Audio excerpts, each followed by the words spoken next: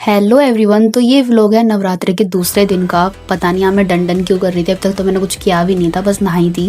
And मैंने नहाने धोने के बाद कान्हा जी को नहलाया, बट लाइट ही चली गई थी। इन लाइट वालों के अलग ड्रामे चलते हैं।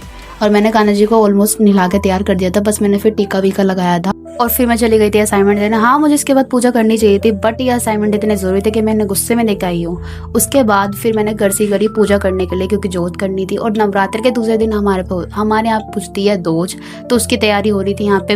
ये पूरी और हलवा पूछ रहे थे हम, और मम्मी ने फिर कचौड़ी बनाई थी उन लोगों के लिए, क्योंकि उन लोगों का व्रत नहीं था और मेरा व्रत था। और फिर इन लोगों ने चाय बनाई थी और कचौड़ी बनाई थी, जिसकी तैयारी आप लोग देख सकते हैं। और फिर मैंने अपने खाने के लिए भुने थे मखाने, जो कि मैंने खाए थे चाय के साथ।